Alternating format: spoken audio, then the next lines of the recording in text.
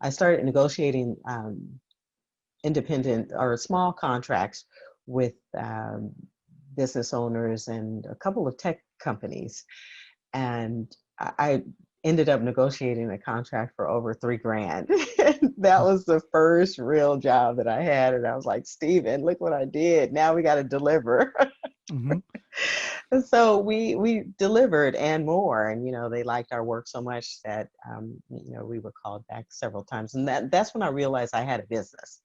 And so it just started from, just really creating content or being available as a host or as talent, and then bringing along my own technicians to record my work on stage or in front of the camera or behind or on the mic. Whenever I recorded those events where I was, the talent, the client would always ask for a copy, and I'd say, okay, you want a copy, you got to pay for a copy, and I'd have a fully produced copy, or I'd negotiate some raw footage or whatever. Anytime I could make some money off of what they wanted, I did. And I recorded everything, and I made sure that I performed, you know, and gave them, broadcast quality work no matter what I was doing. So I was faking it, but I was making it at the same time. Um, and so I created Clari-T as a nonprofit because I thought, after making enough money, you know, with these smaller contracts, that I wanted to give back a little bit as I went along, because I wanted to I want to pay it forward, and I wanted to come back again. So Hmm. I created a nonprofit, and I also was recognized by the head of philanthropy at Adobe. I was recognized for my work at Twitter as a host, and Adobe decided to sponsor my nonprofit work in media production, doing more community-based production work. And when I got the sponsorship, then I realized, okay, this is getting much bigger. This can actually be a different kind of business that includes an education component. It would be my business, but it would also provide much needed solutions-based news, and again, would offer that education component. So I try to get into the community now with my work to teach media as well. Hmm. Awesome. What sort of content is Clarity? What sort of programming do you have on?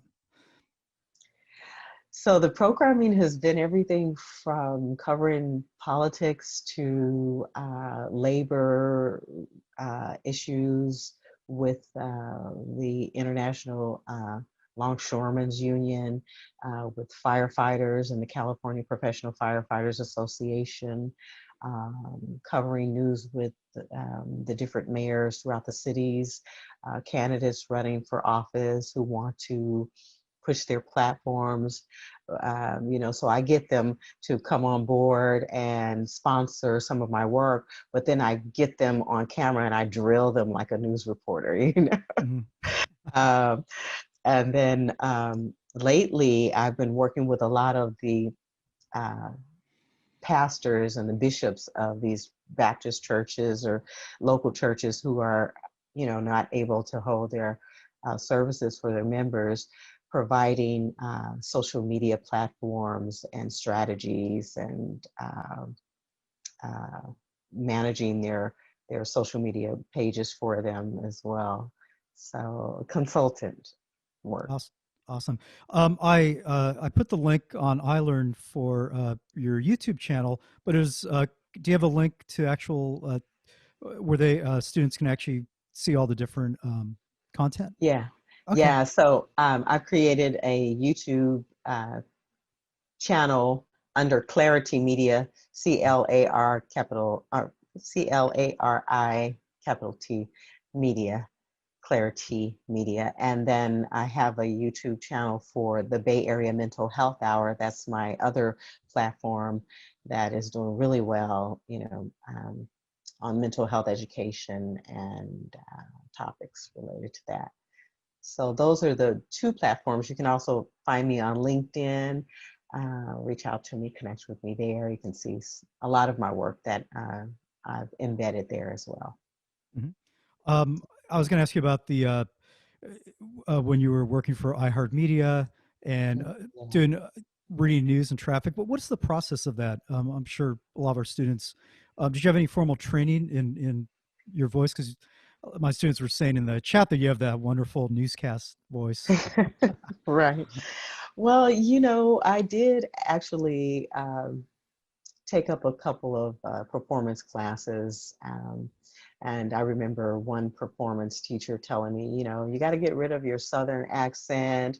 Here's some exercises, put a pencil in your mouth and try and speak with a pencil in your mouth. And, to, I guess, separate my tongue from the roof of my mouth and all, it was bunch of crap.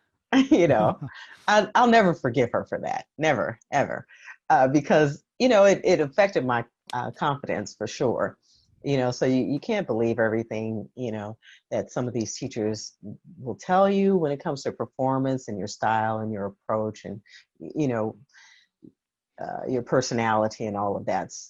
Then I realized, okay, let me just work with what I have here. People are complimenting me on my voice, and then I'm getting, other kind of feedback about my voice. Let me just focus on what I'm comfortable with. So I did take vocal performance. I like to sing, and I learned how to make my voice sound more melodic and a little more harmonious, by smiling, raising my palate, little tricks like that that you can learn and use. But nobody's perfect, just speak, be heard, get comfortable with your deliveries, practice in the mirror if you feel like you need to. Um, I have a tendency to, to smile too wide and too big. I mean, little things like that you can learn to you can change and um, make it what you want it as you observe and listen back to your performances. But my work at iHeartMedia, I just applied, but what I found was they won't really take you seriously as a on-air talent unless you've had experience prior. So you have to think in terms of momentum and building your skill set. Every opportunity that you get, take it, use it, and record yourself. Record yourself, look back at yourself, analyze, and really critique yourself. But build on your performance. If you want to be an on-air talent, take every opportunity that you can. You can record yourself, set up your phone or whatever recording device, and just get in the habit of recording yourself, practicing, and playing it back, and making the changes as you go. Um, so once I got to iHeart, I had done all of that, Mhm. and I had to convince myself that I was on the same level as the senior anchors and all of that. I had to, it took me a little while to realize I had made it. I had to go through the red door a few times, go in and go back out and take a look at the door and walk down the hallways late at night when no one else was around, take some selfies of myself and look back and realize, that I had made it, you know, um, and to realize also I had become a pioneer in some other respects, like with Cron 4, as I launched the live streaming 24-hour broadcast Cron On. I was on the first team to launch that. I didn't realize, I was making history, but you guys will make history. You guys will be the first in a lot of regards. definitely realize your value and your worth. Look back, practice, get better at it. And when you finally make it there and you finally get through the door and you take that seat, celebrate it by bringing yourself up to that level, uh, that you've seen on television or that you've heard on the radio. Mhm. Just bring yourself up. Awesome. Do you want to take some questions from our students? Definitely. I'm Okay. wondering though, Yeah. how I can see everyone's faces. Maybe I need to turn my You're phone a co-host, around. so you should be able to see. If you look in on the very top right side in Zoom, there's like a gallery view, and then you can also set it to just where you see who's speaking. Um, Top right side. but we have Okay. about 70 participants right Oh, okay. now. I'm gonna see Yeah. some of these folks I won't be able to see. Okay. Okay. All Um, right. you should be able to see that. So I guess what I'll do is, yeah, if anyone has a question, raise your hand, and then I'll call on you, and then just go ahead and unmute yourself. I think I have this set now. So I think eventually you're the first one. You have a Hey, question? I remember you said this like at the beginning of your of talking, and it was that you were Did you say you worked with iHeartMedia or it was specific? Is that related to iHeartRadio? With Yeah, I'm going to turn my phone back around. I'm sorry. I heart media, I heart radio. Yes, the I heart. Yeah, so and then I was just trying to find the correlation, and then I also heard. Did you say that you worked at PBS or KPBS? I worked for KPIX, CBS. That's the CBS affiliate. And then I also worked for the PBS affiliate of KQED. Oh, okay. I was just sorry. I was just trying to, but Yeah. that's Mhm. that. My mom works currently at KPBS in San Diego, so I was trying to Oh. see if that. So is there a correlation between the PBS programs or? Yes and no. The programming for each station or each affiliate includes local and national programming, a combination of both. Same with KCBS and iHeartMedia. iHeartMedia uses white label programming, and then they also use some local programming as well.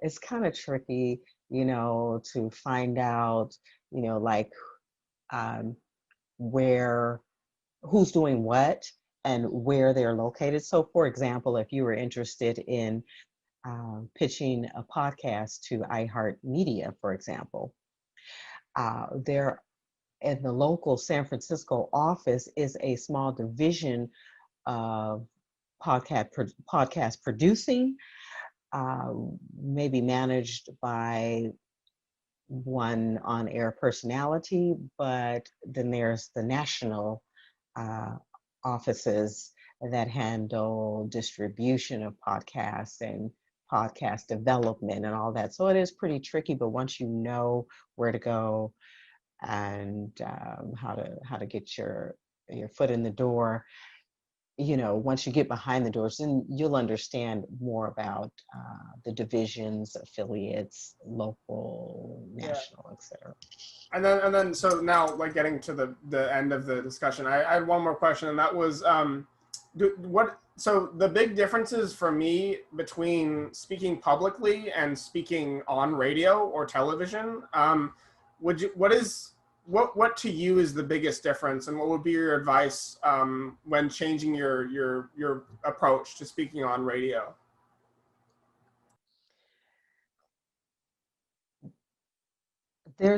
I would say there's no, well, the writing style is different. Writing for radio and writing for television. Writing for television involves the right side, left side columns, just the formatting. So think about the formatting of writing for radio and television. And then in terms of the amount of time that is allowed for and pre-recorded. So for radio, you have more time to deliver your messages. uh, and I don't really know why that is. May have something to do with advertising dollars, time of the day, and other programming around the content on radio and television. Television is, of course, the visual with the audio. And so when you're performing in television and you want to be aware of everything, you have to be aware of, the visuals and the audio. Is less time available for you to deliver a message. Your content is much more condensed, because in television there's just so little time. So you have to be able to speak faster. I'm a slow speaker. I'm much more deliberate when I'm speaking. So you have to be aware of timing. That's really important. Practice speed, tempo, and being more concise in your ideas. Get in the habit of really writing shorter sentences. I say between 9 and 11 words per sentence for television. Cool. Thank you. Yeah, thank you. Thanks, Finchley. Brianna, did you have a question? Hi, I'm Brianna. Hi, Brianna. Hi. Hi. And how are you? I had a Great. question about working in different news stations and kind of the work you have to do with affiliates and the type of content that you produce. What's kind of, the difference, or in how you decided to choose the type of content you can do now with Clari-T, since it's just, independently. So there's some things that maybe when you worked with affiliates, that content you had to report on that you maybe didn't really enjoy so much, or things, or you wanted to change and tell the story differently, and now you have a little bit more freedom. How are you now choosing the type of content that you choose to get out? Great question. So I have to say that content is king. Content is changing right now. It used to be prepackaged news coming from CNN news source, and it still does because they still need to fill up time, and they're subscribing, the affiliates subscribe to certain news sources or news providers, and so they're going to use their news providers first, and then they take it's almost like percentages of the news day are devoted to local news, national news, etc., sports, all of that. And within those portions of time, depends on, I think, the news directors and their attitudes, and the general managers also, advertising, and audience. Maybe we need to reverse that. Maybe I need to put our audience up front, is what really determines and drives the news content, who delivers it, and how much of it you'll see. So the audience is really, really the main driver. For me, when I was at Cron, at KCBS, all of those places, I would gather up as much news as I could, and then the editorial process happens to weed out what to cover or what to include in the broadcast or in the newscast. Compared to now, I make my decisions on content and coverage based on my own forecasting and my own analytics and data research, and I do what I want. But I also like to deliver to a broad audience, to a multiracial audience, to cover, subjects that people wouldn't expect I'd be interested in covering, like post-traumatic stress injury of firefighters. I think that that's a really interesting subject because it can be related to anyone, you know, anybody who works, any laborer who works and puts their, you know, puts their life on the line, who are frontline, where any essential worker can relate to post-traumatic stress injury related to your job, if it's a stressful job, and, you know, mental health or mental wellness uh, is a broad subject that many people can relate to. So I try to really include a lot of people, a lot of time, a lot more time. I try to devote to important stories, solutions-based stories, Brianna. That's another area that I really like to focus on, is just finding solutions to problems and really giving it equal amount of time and coverage to get all opinions and points of views. So that's my approach, to get some clarity. Yeah. Thank Thanks you, for your Brianna. question. Thank you. And let's go to Boris. Do you have a question, Boris? Hi, Alicia. Hi, Boris. So I have a question. It might be a little personal, but I was just wondering. So being a woman and a woman of color, going into this industry, I was just wondering, how was it for you in the beginning, and what advice do you have for people of color and women of color who are coming into this? Mhm. So in the beginning, it wasn't an issue because I was working in Black radio. KPOO, the community station that's still there in San Francisco and Divisadero, is Black owned. And then from there, I went over to KDIA radio in Oakland, and that was Black owned in the 80s. So being a Black woman in radio, in the beginning was a comfortable place for me because there were other Black people around me. There was a Black woman in particular who had made her way up to VP of KDIA radio when it was dominated by men. And so I thought that was pretty cool. And so that's why I chose to go and work for KDIA, because she was there. And so I felt really comfortable there with her. There were a couple of things that happened to me in the studio there with the guys that didn't believe that I belonged there. I actually had, you know, some pretty traumatic experiences where I had to stand up to a couple of men and stand up for myself. I'm only 5'3", so I'm a small lady too. So, and then, you know, the sexual harassment that exists for sure, but I always made it absolutely clear, you know, that I wasn't interested and that I want to work my way up. No, I'm not interested in, you know, what you're talking about. I'm trying to do something else. Get out of my way. I'm going to step around that kind of stuff, and or step over them, or maybe even step on them in the process, because I have no fear. I'm not afraid to go for what I really want.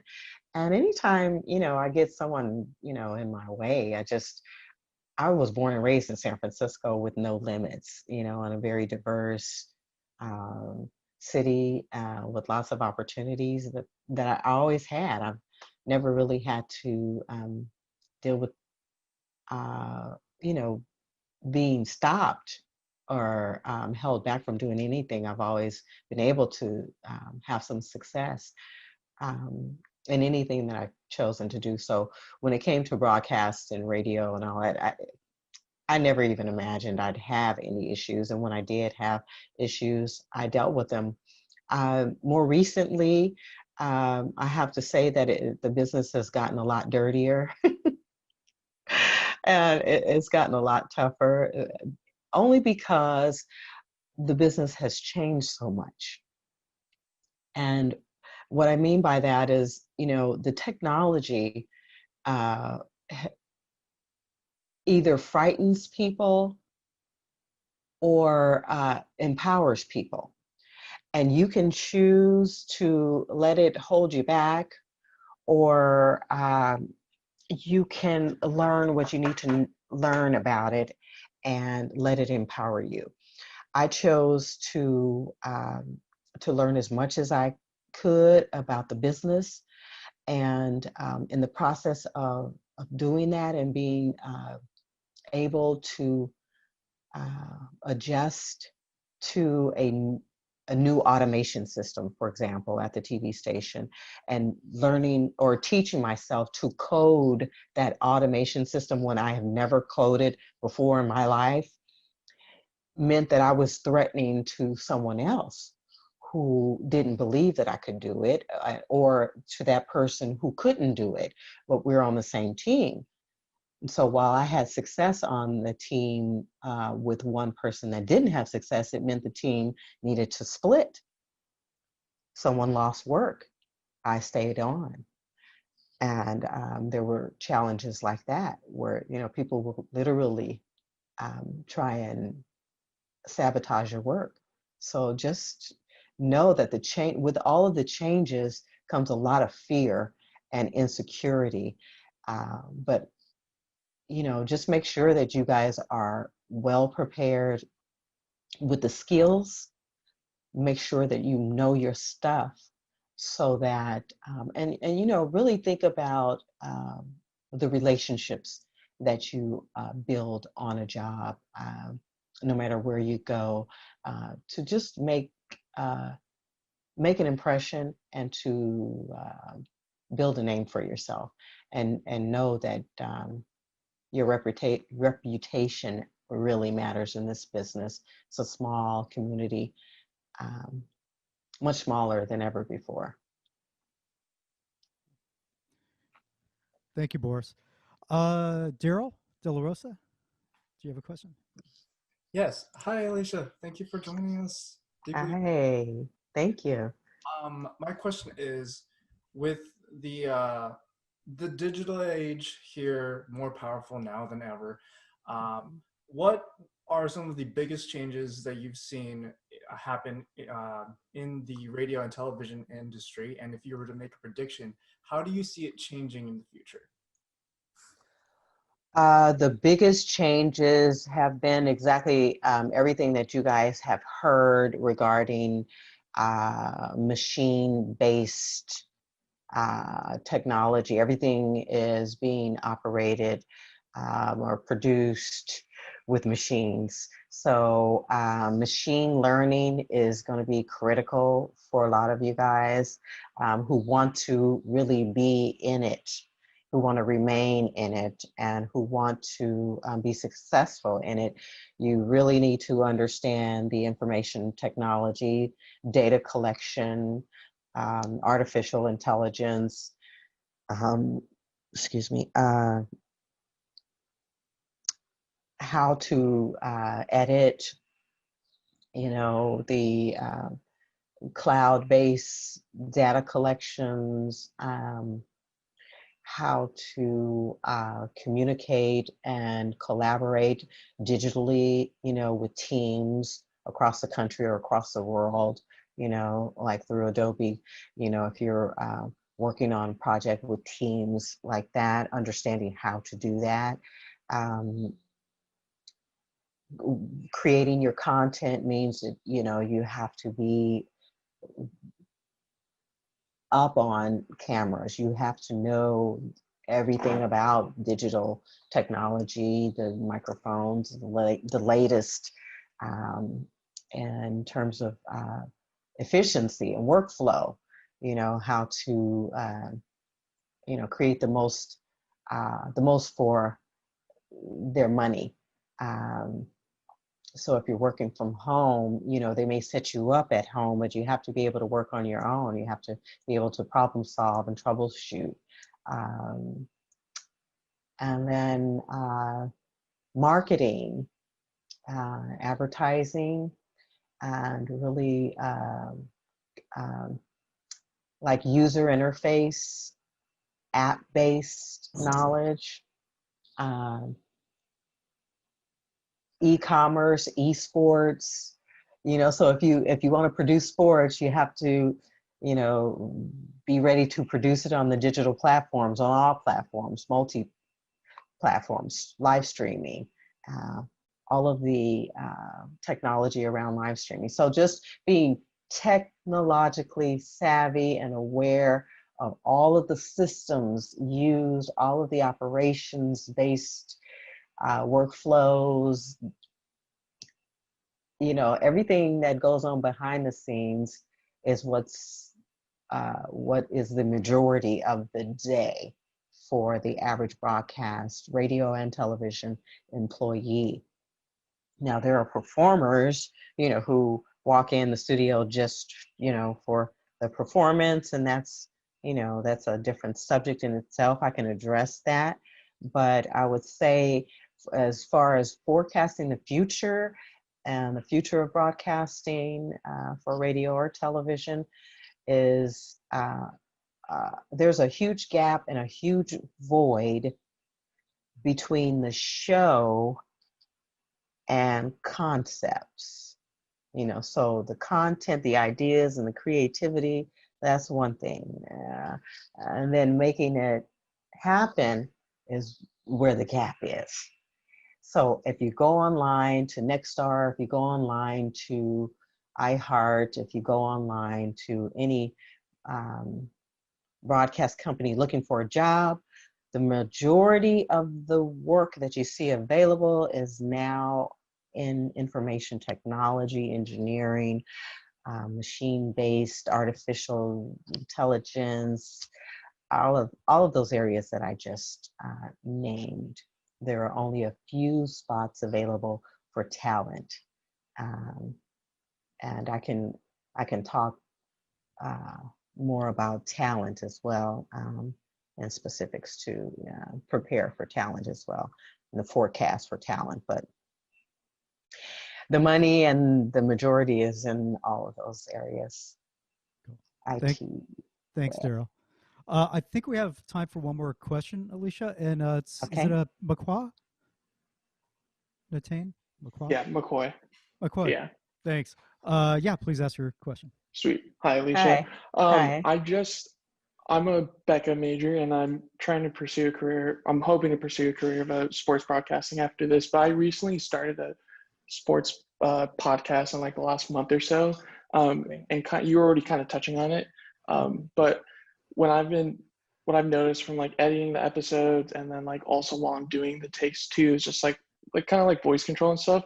So I know you already spoke on it, but I was just wondering if I could pick your brain and just see like if there are any other like specific really tips or tricks that you had or that kind of come to mind for just like good voice control or projection and stuff like that. Okay, yeah, so good voice control and projection would be the vocal training, learning to hold a note, your breathing techniques, and, really being able to manipulate your voice in an intentional way, and listening or recording yourself and then listening for the differences in the tone. And so in sports, it's kind of, a lot of fast paced, high energy, blah, blah, blah, blah, blah, blah, blah, a lot of yelling, a lot of energy, all of that. There's a way to do it without yelling. There's a way to bring that energy and the speed and all of that. So you practice on those individual things, and then you get stronger, you develop the muscles, and then you can do it all at once. It's almost like learning to dance, having the coordination to control your air, your breathing, to be able to read your content, to have your tone and your pitch and your speed, and remembering the time. And it's a lot involved in sports, but it's not what it used to be. I think that if the content is on point, if you are bringing some juicy information that no one else has, then your delivery may not matter so much. They're looking for more average people. They want to hear from average people who have extraordinary information, an extraordinary point of view.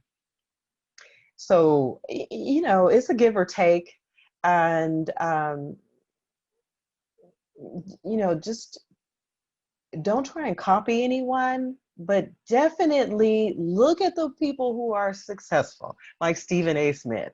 I mean, I don't like the guy, but he does something for sports for a lot of people, you know. And then there are others. I don't really pay that much attention to sports, but I did study sports broadcasting on campus, and I'm really into sports. I love boxing, MMA, and football, basketball. I know a lot about it, but I just never pursued it because it's a competitive area. It's super duper competitive. And I didn't want to deal with all of the drama that comes with the competition. Be ready for that. Or create your own thing over there somewhere, do your own thing and stick with it. Don't give it up. If no one wants you on that level that you imagine yourself being, somebody wants you somewhere else, okay? On a different level, on maybe your own platform, or maybe at a different radio station or whatever. So just stick with what you love, practice it, perfect it, and enjoy it more than anything. Sweet, thank you. Thank Yeah, you. you're welcome. I hope that helped. And thank you so much, Alicia, for your generous time with us Oh, today, you're speaking to my welcome. class. Sorry. And Sorry about the as trouble. oh no, we have plenty of time today. And thank you again, as always. You're one of my favorite guests. So Thank thanks so much, you. Alicia. And do you want me to share your LinkedIn um, Please share my on the iLearn? LinkedIn. Okay. Yeah, I'm on Facebook, you guys. You know, I've been going live on Facebook. You guys can come and check out my broadcast with StreamYard on Facebook, you know, just to get an idea of what I'm doing there. I'm now trying to monetize all of my platforms. So I'm in a whole nother, you know, area of the creative process. So yeah, you guys connect with me, keep in touch with me, ask me questions, check out what I'm doing, show me what you're doing, and let's, you know, collaborate. We're all in a really good place right now to elevate. Awesome. Thank Okay, you. you guys. Thank you, Lynn. Thank you so much, Alicia. Again, thank you. Go Becca. Go Becca, exactly. And there's other Yeah. departments represented in Becca 200. So go Oh SF yeah. State. SF State. That's Yeah. right. That's I'm right. hoping either next semester or in the fall, I'll invite you and we'll actually be in the new Liberal and Creative Arts building. So that'd be exciting. Yes. So Yes. I can't wait. yeah. All right. I'm looking forward to it. Everybody take care. Stay safe out there. Okay. Thanks, Thank you Lynn. so much, Alicia. All right. And Thank you. thank you, everybody. That's all we have time for today for class. So thanks so much. And I will see you all next week. And I'll go over the music industry lecture, chapter 6. So if you have any questions or want office hours, just email me and I will see everyone next Tuesday. Thanks so much. Bye. Stay Thank healthy. you. Have a great week.